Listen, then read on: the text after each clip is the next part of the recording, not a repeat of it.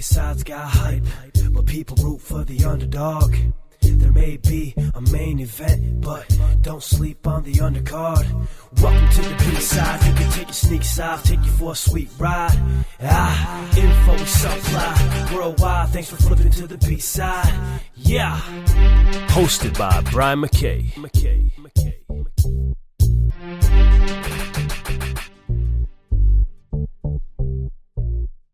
Thank you for flipping to the B-side. I am your host, Brian BMac Mackay, and in this episode, I am joined by Naismith and Women's Basketball Hall of Fame coach, Chancellor. Coach Chancellor's legendary career spanned over 4.5 decades with coaching stints at Ole Miss Women's Basketball, the Houston Comets, USA Women's National Team, and LSU. Coach has over 700 wins, 4 WNBA titles, a world championship, an Olympic gold medal, multiple Elite 8 and Sweet 16s, with a Final Four appearance with LSU in 2008. He's a 4-time SEC Coach of the Year, 3-time WNBA Coach of the Year, with countless other accolades along the way. Currently, Coach Chancellor can be found serving as the color analyst for both men's and women's basketball in the Southland Conference. Ladies and gentlemen, sit back and enjoy this episode with one of the best to ever walk the sidelines. Now, Coach, did I got everything you paid me to say, right? You left out one thing, though, Brian. Your daddy's going to kill me. I was a high school boys basketball coach at Harrison Central. And I coached Brian's daddy, David Mackay, one of the greatest shooters that couldn't guard nobody in the history of high school basketball. Hey, well, that's where I'm going first. We're going to and I left that out, but yes, in the intro. But yes, we are going into the high school situation first. Now, you started. And for people that don't know, you started in high school boys basketball. Yes, I did. In Noxapater, then to Horn Lake, and then, like you said, at Harrison Central, where you coached my dad. And that's where you started girls basketball, right, at Harrison Central? Yes, I did. Okay. Do you have any good stories or anything you'd like to share from those days? You know, Brian, I started out, I didn't want to do anything but coach boys basketball. My whole goal in life was to either be the East Central Junior College boys basketball coach or the Mississippi State assistant. I get to Harrison Central, and I was not a good math teacher, and I didn't enjoy teaching. And so the principal asked me would I take girls basketball. So I'm coaching boys basketball, and I go to Harrison Central High School, and I have a starting five. And I go, and for some reason, I checked the academic progress of my team. And I had a kid that had been in there 5 years. And I had to declare him ineligible. Walking from the principal's office to the gym, here's my thoughts. Oh my gosh, I am going to have to start David Mackay, who can't guard nobody. But I didn't realize what a great shooter he was. And I started there, and I loved it. But we had some success in girls basketball. We were fortunate enough to win 2 overalls, and Ole Miss wanted to interview me. And I had no interest in coaching girls basketball at that time. I really didn't want to. And I get up there, and they tell me I'm not going to have to clean up the gym, and I'm not going to have to teach school. And I was going to ask for $20,000, and I didn't want to price myself out. And I lowered it to $18,500 because for me not to teach a class, I thought I'd died and gone to heaven, being honest with you. And then right off the bat, ladies and gentlemen, I got to coach Brian's mother. Now, she was right opposite of daddy. Mom could guard, could rebound, could play, do everything. Now, David Mackay could shoot the eyes out of it, but Connie Mackay could do a lot of things. And I was fortunate to be able to coach both of his parents as a high school and then his mom at Ole Miss. Well, let's go to your time at Ole Miss. Let's start with your first year there. I know you have some good stories because you've told me many over the years. Give me 1 or 2 good stories from that first season at Ole Miss. We went to Ole Miss, and they had just hired Steve Sloan to coach football, so they were so into football. They gave me no direction. I'm coming out of high school, and we go to Miami to play in the Orange Bowl Classic. The great running back from Oklahoma, Williams, was up there. We met him. But we go into the airport, I had a graduate assistant. He had not been as many places as I had been, which was very few. And we get there and we tipped the guy. We had 90 bags. And we tipped the guy $15, and he threw the money down on the street corner because he said, "Hey, boys, country boys, hey, you're about $80 short." So my first lesson was learning how to tip going on the road with players. And then the second thing is, on the same trip, I had two freshmen. I run off and left in the hotel room and forgot I'd left them. I mean, guys, let me tell you now, you talk about a high school coach ill-equipped. I could handle the coaching, but all the things on the other side. But that's when I met Peggy Gillom. And Peggy Gillom, just remember this, Brian, if there's no Peggy Gillom, no Jennifer Gillom, and Eugenia Connors, there ain't no Van Chancellor. You can book that one, Dano. Absolutely. And let's let's fast forward a little bit, a few years. And you had back-to-back, because you just brought up two of the people that are on those teams, back-to-back Elite Eights in 85 and 86. Let's hear a good story from those days.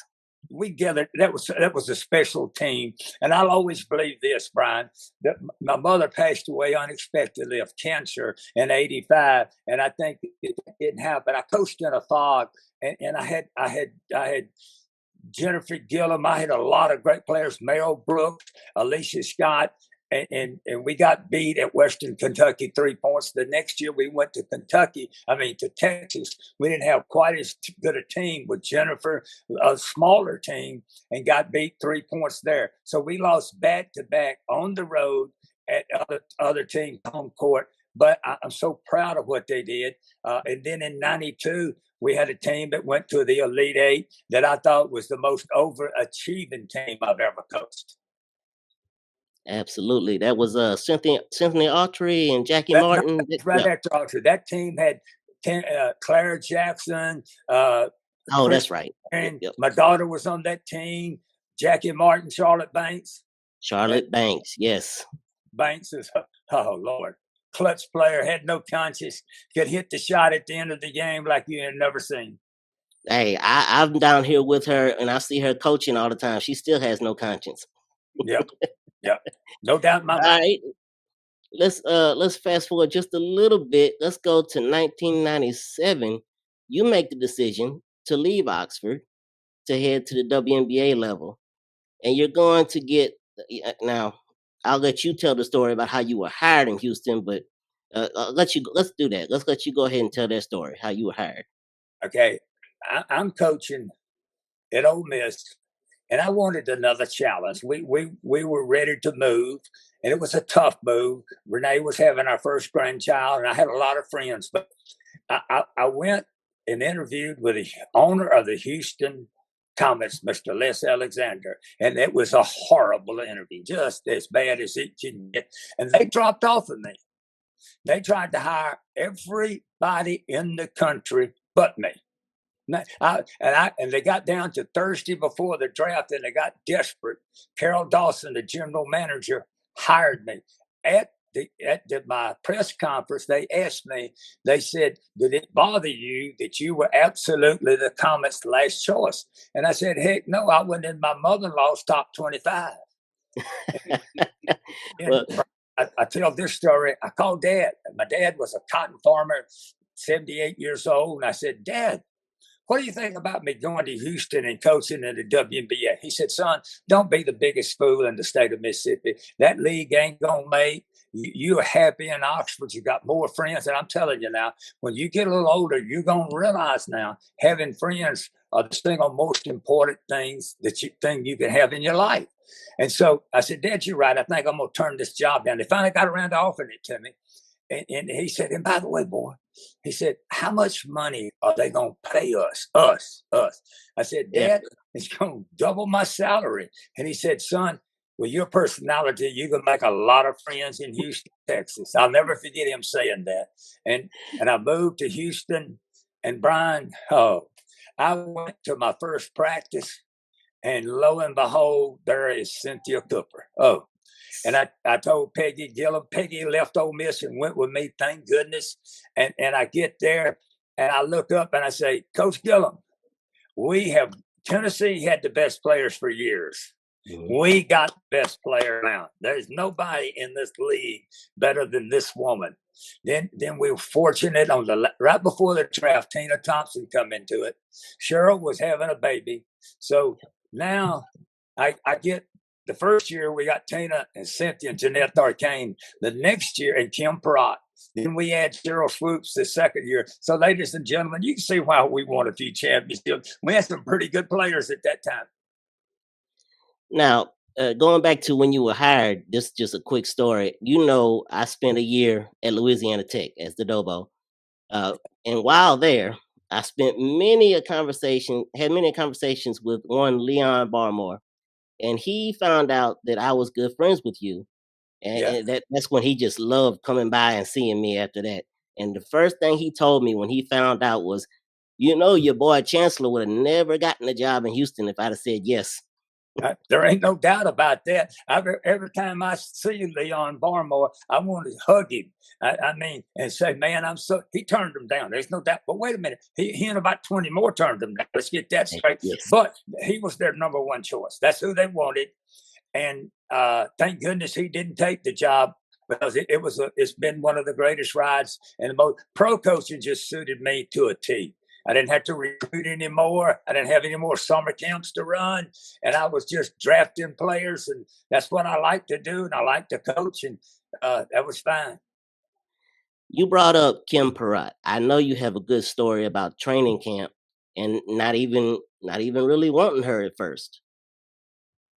We don't draft a point guard. We don't take a point guard anywhere. So I'm desperate. So I send out a call nationwide.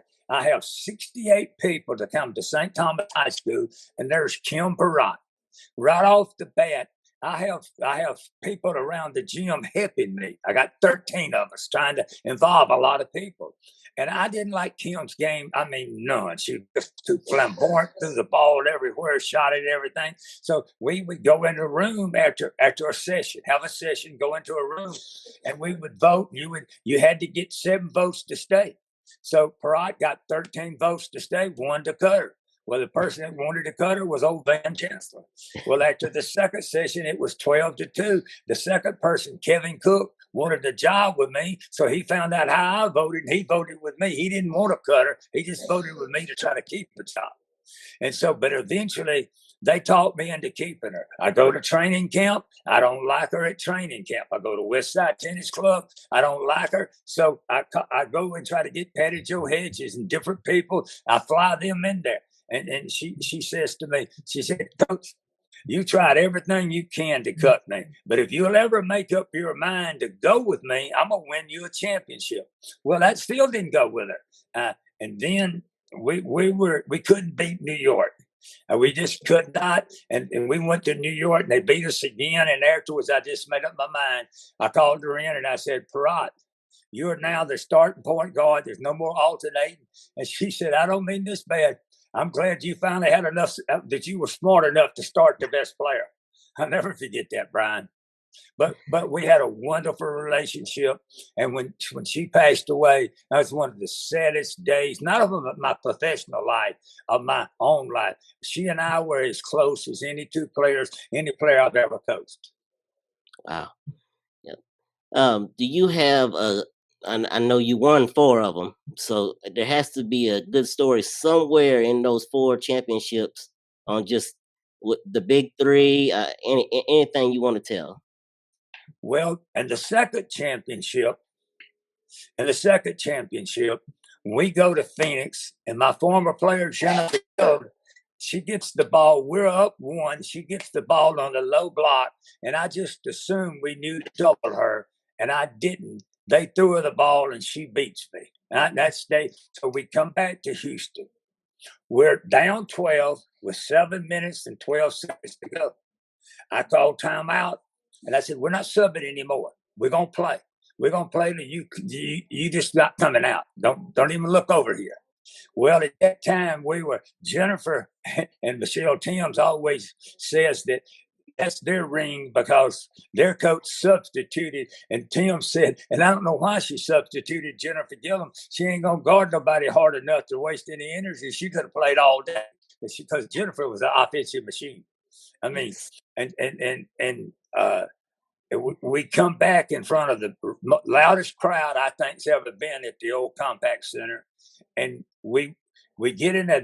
We're in the huddle now with 4 minutes to go, and Kim finally just jumps in there right in front of him. She says, "You're either gonna listen to coach, or we gonna get beat right now, and Phoenix is gonna celebrate on our court." And I just wanted to hug her. Then we came back, and then we beat them on that night. But the two sleepless nights I had was Teresa Weatherspoon against the Liberty for the third championship makes a half-court shot. I don't know what I'm going to tell the team. What are you going to tell the team after that? Tied up the series 1-1. I didn't sleep a wink that night, Brian. Not didn't sleep any. Got up, went to. We always had a shoot around. I don't care what happened. We had a shoot around, and I still didn't know. And I always carried them in the locker room if I was really serious. And I walked in, and Cynthia Cooper said, "Why in the world are we in here? New York can't beat us 2 times in a row. Let's go." And I said, let's. I don't need to say anymore. And we players have a lot of great influence that a coach sometimes can't have, and we won those championships, and then the fourth one, New York, LA beat us all 3 times that year.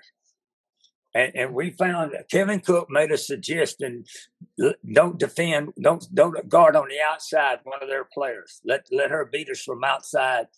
And we did that. And when we won that championship, I didn't think we had a prayer. Now those third and fourth, I was relieved.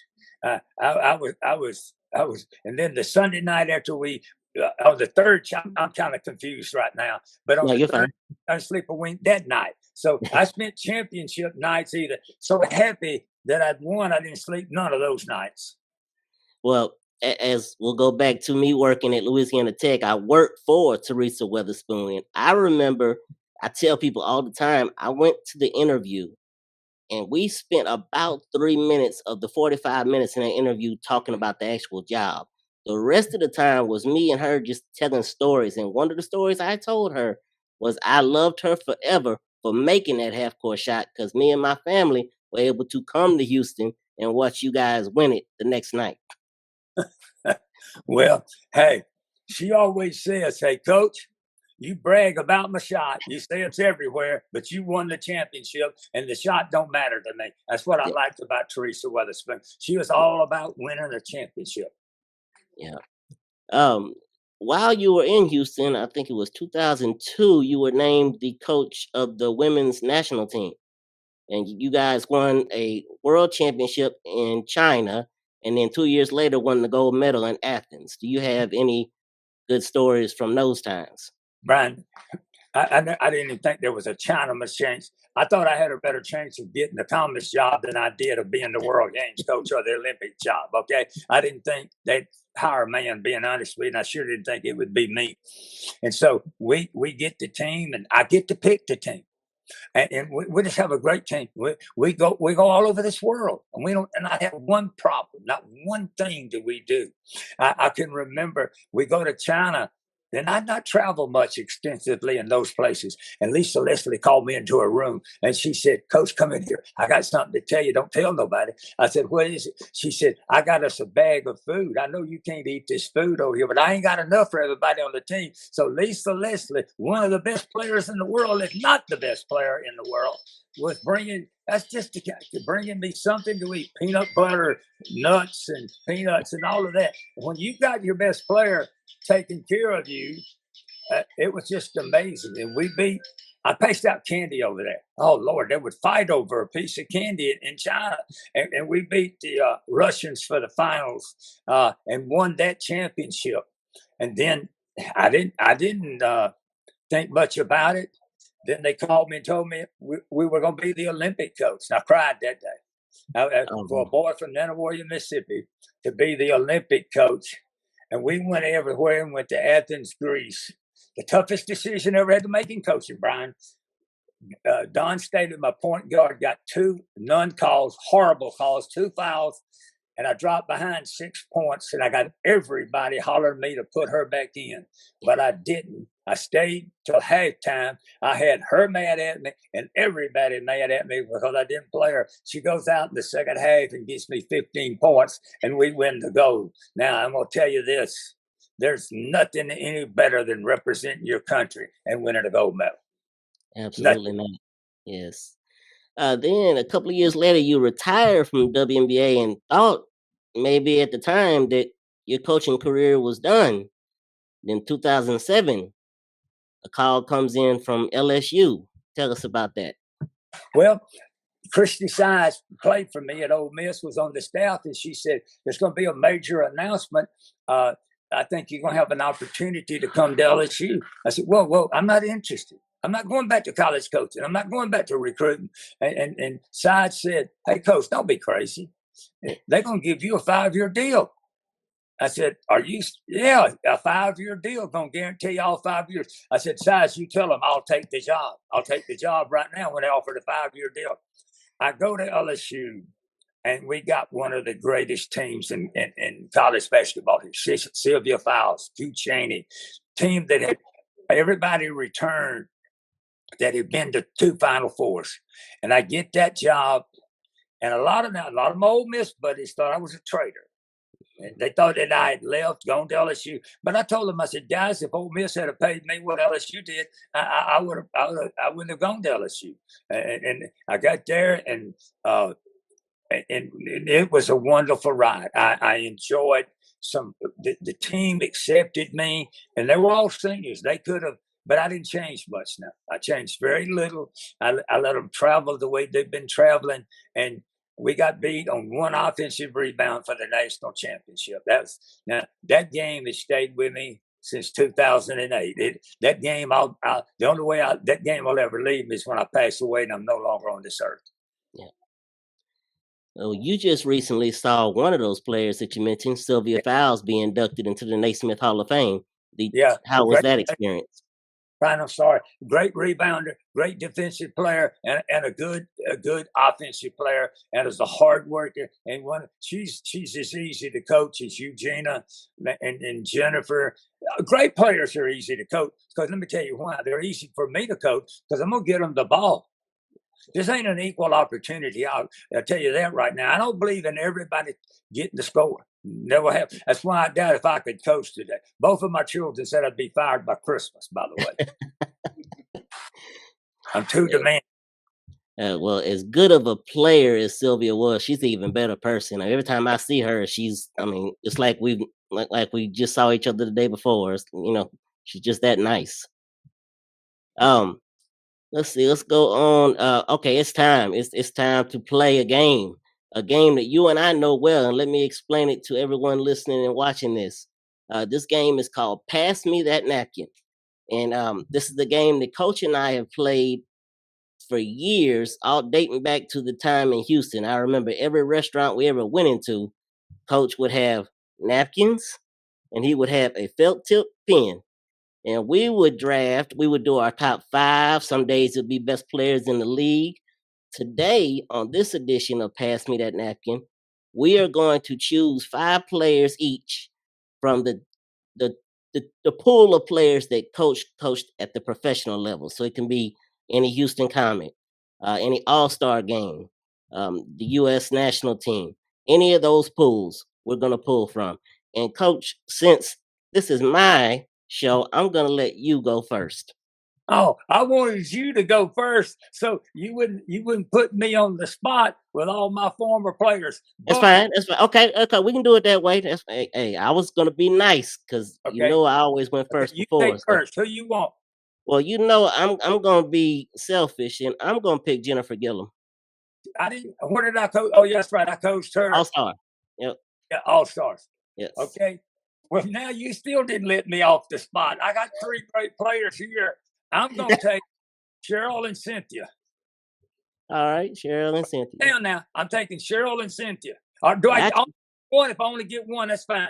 No, you go. You go 1. You go 2. I'll get 2 now, and you get 1 next. So here's my 2. I'm gonna go. Yeah, you made that hard because I sure was gonna get one of those, but I wanted to see who you picked first. Let me get. I'll take Tina Thompson. I'll just go three big. Give me Yolanda Griffith. Yolanda All right, Griffith. now you get one. I get one player. Yep, you get one. I'm taking Lisa Leslie. Lisa Leslie. Yes, indeed.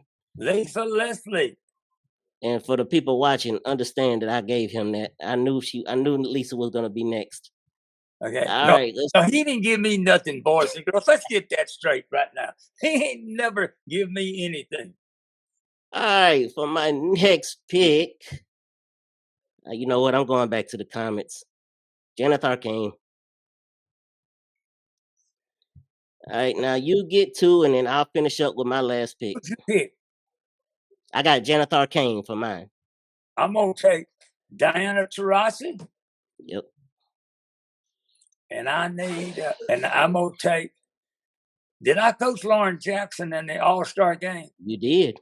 I'll take Lauren Jackson and Diana Taurasi. All right.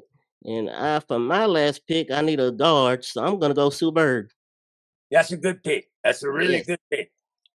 All right, so here is the final total. Coaches team: Cheryl Swoops, Cynthia Cooper, Lisa Leslie, Diana Taurasi, and Lauren Jackson. You know my mind is not right if I let him get all five of those. My team: Jennifer Gillom, Tina Thompson, Yolanda Griffith, Sue Bird, and Jeanette Arcane. Well, so I'm gonna name you the five players on the professional level. You want my all-time five? Let's go. Taurasi at the point, Cynthia and Cheryl at the wings, Tina Thompson at the four, and Lisa Leslie at the five.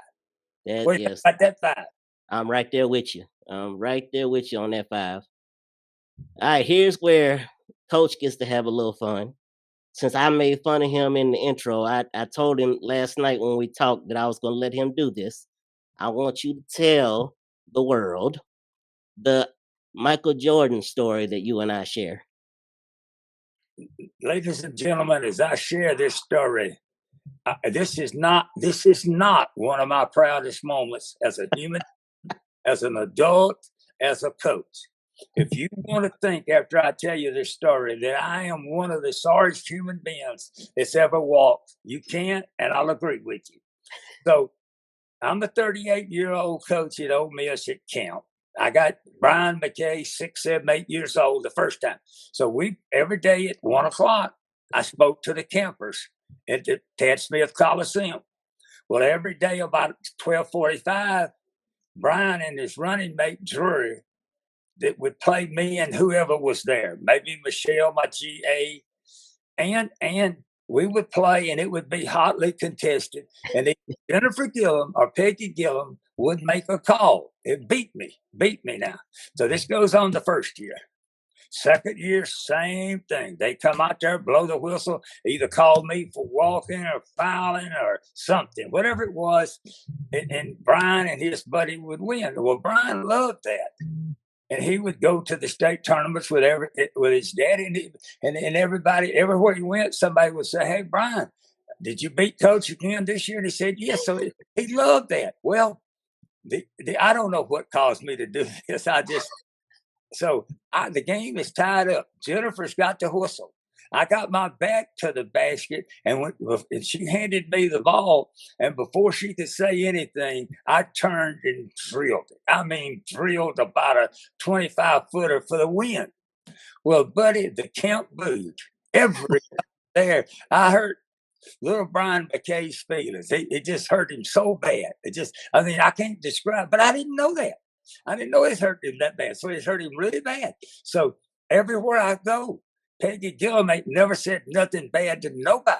She said, "Coach, you did wrong today. You shouldn't have done that." I said, "It looked like I'm pretty bad." He said, "Yeah." He said, "Every camper here is talking about you." So Brian, I go to the dorm. My wife's running the dorm, and Betty meets me at the door. She said, "I heard what you did." Said, I can't believe you did that. You ought to quit going to church. That ain't right.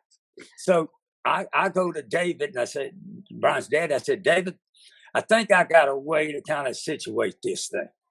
When I leave here, I'm gonna be fortunate to go to Nike camp in the summertime, and Michael Jordan's there, and he's pretty good at taking a picture. I'll take a picture with me and Brian and get it and send it to you. I mean, me and Michael and send it to y'all. And I thought that was great, man. I really thought I'd made things right. So about an hour later, Matt comes to me and he says, "Hey, Coach," said, let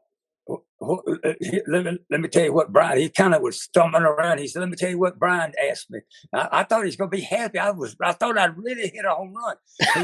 Was there any way that you could kind of stand separate from Michael? And I said, "Why does he want that?" He said, "So he can cut you out of the picture." Yes. Now, so I did get him the picture, though. I'll promise you that. And now, today, there's about 5 things, maybe 10, that I ain't proud of at all. This might be number 1 on the list. That a 38-year-old man beat a boy that he was, yes. I'm really sorry, Brian. I'll apologize here 50 years later, buddy, whatever it is. Now, Coach, you know what? That story has lived the test of time. And like I tell people all the time, as good a storyteller as Van Chancellor is, the only story that he has never missed a single detail is that story right there. You have always told that one perfectly. Hey, Brian, sometimes if you're a good storyteller, sometimes you can't confuse facts and fiction. You understand that now? I got you. That's just a fact of life. Well, Coach, as you just got through saying that's one of your top 5 worst moments.